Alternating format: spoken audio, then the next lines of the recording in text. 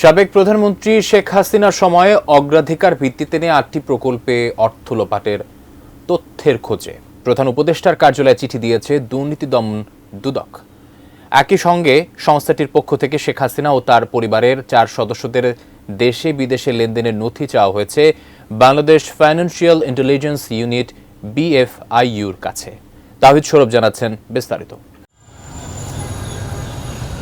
17 December Rooppur পারমাণবিক বিদ্যুৎ কেন্দ্র থেকে 59,000 কোটি টাকা লোপাট সহ শেখ হাসিনার আমলে অগ্রাধিকার ভিত্তিতে নেওয়া 8 প্রকল্পের মোট 80,000 কোটি টাকা লোপাটের অনুসন্ধান শুরু করেছে দুর্নীতি দমন কমিশন দুদক।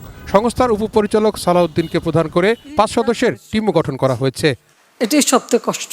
দুদক জানায় অভিযোগে শেখ হাসিনা, তার ছেলে সজীব আহমেদ ওয়াজেদ জয়, তার ছোট বোন শেখ রেহানা এবং রেহানার মেয়ে ও ব্রিটিশ মন্ত্রী টিউলিপ সিদ্দিকের নাম রয়েছে। দুদকের অনুসন্ধান টিম এবার এসব দুর্নীতিতে তাদের সংশ্লিষ্টতা খুঁজতে বিভিন্ন দপ্তরে চিঠি দেওয়া শুরু করেছে। অ্যান্টিব্যাকটেরিয়াল অ্যাডিটিভ যুক্ত সেরা ওয়াটার ট্যাঙ্ক বিশুদ্ধ পানিতে ব্যাকটেরিয়া জন্মাতে দেয় না। অনুসন্ধান দলের সদস্যরা দালিলিক প্রমাণাদি সংগ্রহের জন্য বিভিন্ন দপ্তরে পত্র লিখছেন। এটা তাদের অনুসন্ধান কাজের অংশ। তথ্যাদি পাওয়ার পরে এগুলি পর্যালোচনা করবেন তারা এবং এটার সাথে অভিযোগ প্রমাণের সহায়ক এবং অভিযোগ সংশ্লিষ্ট যারা থাকবেন তাদের সবাইকে তাদের কাছে জিজ্ঞাসাবাদ করা হবে।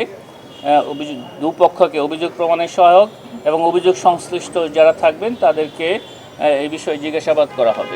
এদিকে অবৈধ সম্পদের খোঁজ পেয়ে সাবেক স্থানীয় সরকার প্রতিমন্ত্রী স্বপন ভট্টাচার্য এবং রাজশাহী 5 আসনের সাবেক এমপি ডাক্তার মোহাম্মদ মনসুর রহমানের বিরুদ্ধে মামলা করেছে দুদক। গোপন স্থানান্তর, রূপান্তর, হস্তান্তরের মানি লন্ডারিং সংক্রান্ত অপরাধে তাদের দুজনের বিরুদ্ধে আরও একটি মামলা রুজু হয়েছে। মামলার পরবর্তী কার্যক্রম দ্রুত শুরু হবে বলে জানিয়েছেন দুদকের এই মহাপরিচালক। স্থানীয় সরকার, পল্লী উন্নয়ন ও সমবায় মন্ত্রণালয় ও সাবেক তাহিদ সৌরভ, এটিএন নিউজ, ঢাকা।